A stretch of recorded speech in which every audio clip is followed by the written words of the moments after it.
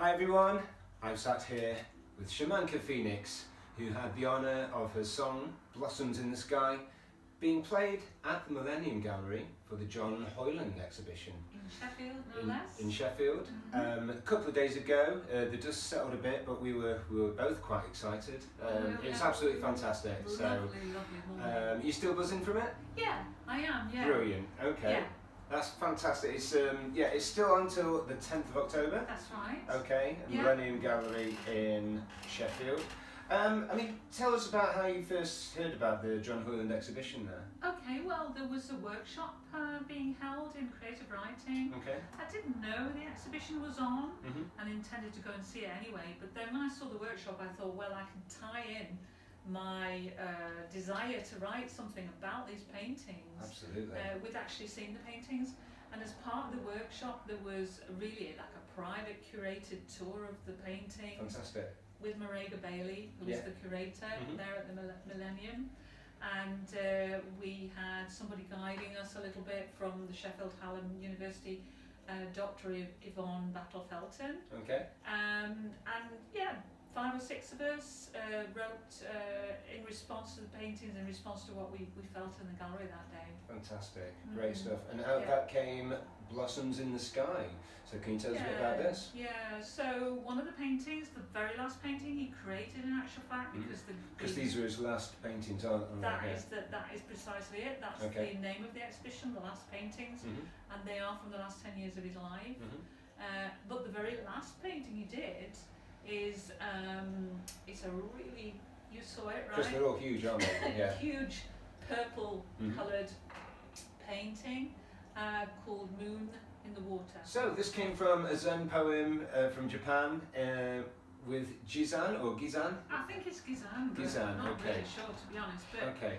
the poem starts Moon in the Water, Blossom in the Sky, and so Hoyland did the painting called Moon in the Water, and I decided to take the Blossom in the Sky image to launch my own writing from, and take the general theme that I was seeing a lot in the paintings with the bright colours in a black space. Yeah. Just that feeling, for me anyway, dealing with mortality. We all like to think we're going to go towards the light.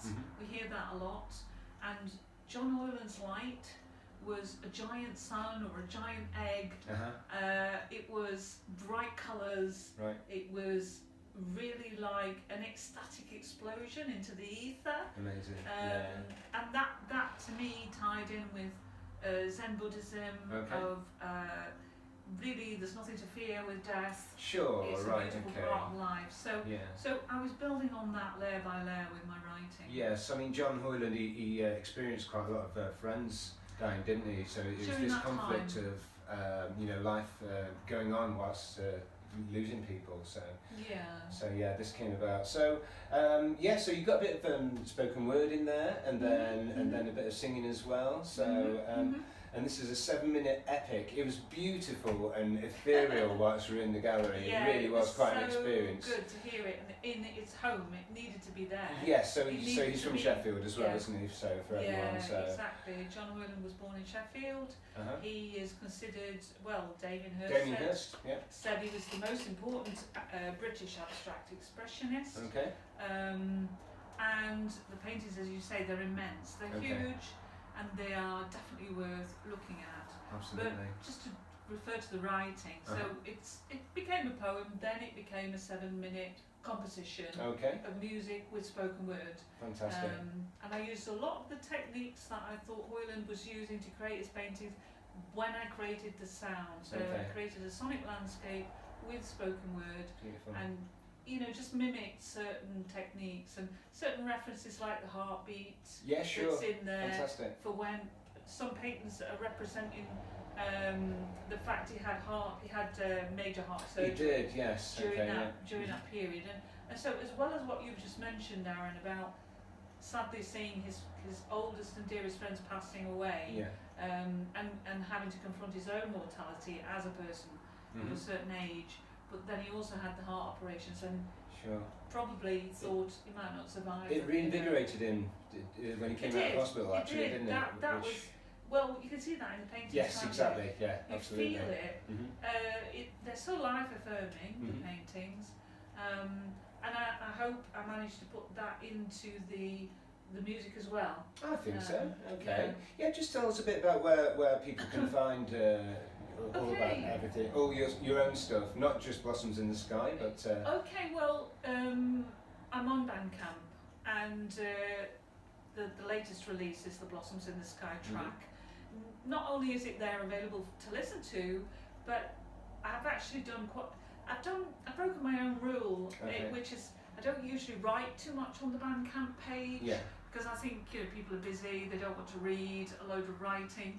But I've broken my own rule for this one because it's worth saying it's worth going a bit deeper, isn't it? What it's about, why it's there, the connection with Hoyland, and I've actually written the whole poem out. So, amazing. So look for me there, get a bit of more information, download it. Okay. I'll put some links. About it. I'll put some links in the description. And let's just talk briefly to wrap it up a bit about Debjani and Ruth. Yeah. Okay. Fantastic poets, both of them. Debjani Chatterjee and Ruth Ships. So they were on the workshop with me, and it was really the whole morning was so special because obviously special to me because I've got my music played with the paintings as they were meant to be. But then we had such a lovely time listening to their poems too. Yeah, we did. Didn't we? We really did. Yeah. Debjani is she's a published poet. Yeah, she's a storyteller as well. She's a storyteller. She does creative arts, psychotherapy. Yes, I noticed that. Which is so awesome. Okay. And just a beautiful person. Absolutely. Really she really was.